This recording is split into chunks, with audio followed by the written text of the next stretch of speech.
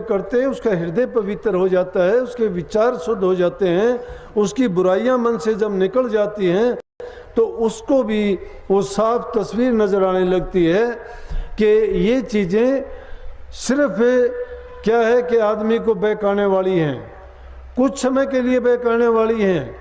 जीव का कर्ज है, ये लेना देना पड़ेगा संसार में, क्योंकि जो जीव कर्म करके आया है वो कर्जदार है, और जिसका भी उसने कर्जा लिया है तो उसको देते हुए उसको तकलीफ होती है। वो सोचता है कि ये इसका नहीं, ये मेरा ले रहा है, लेकिन वो गलती और भूल है। जो भी इसमें लेना देना है संसार में वो एक सिलसिला है, प्रकृति का एक नियम है, वो नियम अटल है, वो बदलता नहीं है। जो जैसा करता है वैसा ही उसको भरना भी पड़ता है। अच्छा करने वाले को परिणाम अच्छा मिलता है, बुरा करने वाले को बुरा मिलता है। लेकिन बुरे और भले के बीच में जो बात है वो है कि आदमी जानबूझ के बुरा ना करे। जो भूल से अगर गलती होती है तो उसके लिए पश्चाताप करे, लेकिन जो जो वो नाम की कमाई करता जाता है, जो जो वो अंतर में उसकी सूरत को शक्ति मिलती है सतगुरु की ओर से, तो उसको इस चीज़ का एहसास होता जाता है कि मेरा जितना भी मतलब है संसार से, जितने मेरी चीज़ों से संबंध हैं, मुझे उतना ही काम करना चाहिए। लेकिन अगर मोह के बंधन में बंध जाते हैं तो उस सच्चाई से हम दूर हटते चले जाते हैं। सच्चाई से दूर क्यों हटते हैं? क्योंकि हम नाम को, गुरु को और सत्संग को भूल जाते हैं। भूलने का कारण क्या है कि हमारे सामने लालच होता है, स्वार्थ होता है, लोभ होता है, और पदार्थों के प्राप्त करने से हमारे अंदर अहंकार आ जाता है, जो सब चीज़ों का मूल है।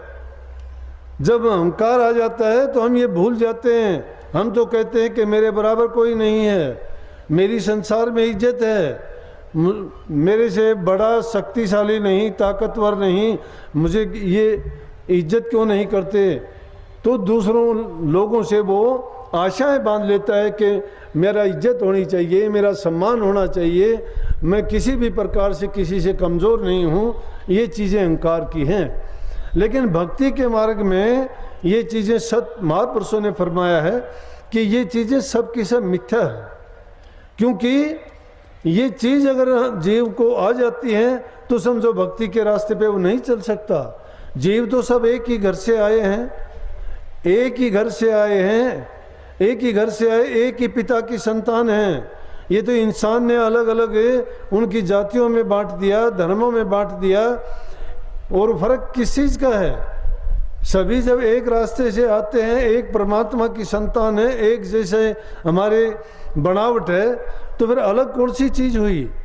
लेकिन क्या है कि ये चीज़ें सारी की सारी काल और माया की फैलाई हुई है, और जब उनकी बहकावे में हम आ जाते हैं तो वो चीज़ें नई से नई, ये उनका जाल है। जो जो वो जाल डालते चले जाते हैं, ये जीव उनमें फंसता चला जाता है, छूटता नहीं। तो संतों ने उसके लिए इजाद किया संसारी जीवों के लिए।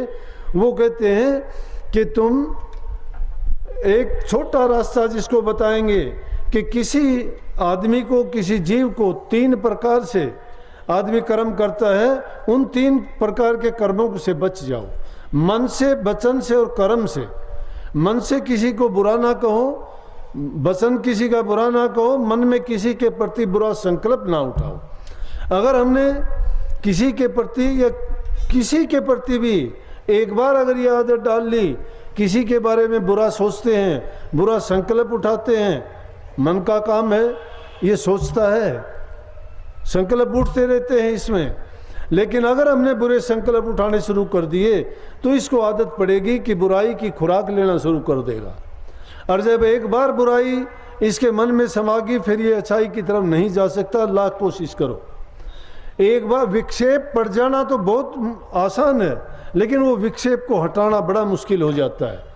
बनाता इंसान काफ़ी समय लग जाता है किसी चीज़ को बनाने में, और गिराने में तो थोड़ा समय लगता है।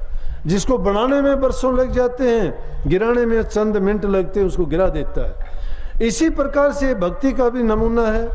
भक्ति करते करते हम नेक काम करते करते अच्छे रास्ते पर चलते चलते पूरी ज़िंदगी गुजर जाती है, लेकिन एक छोटी सी बुराई होगी वो ऐसा विक्षेप पैदा कर देगी कि हमें भक्ति के मार्ग से गिरा देगी।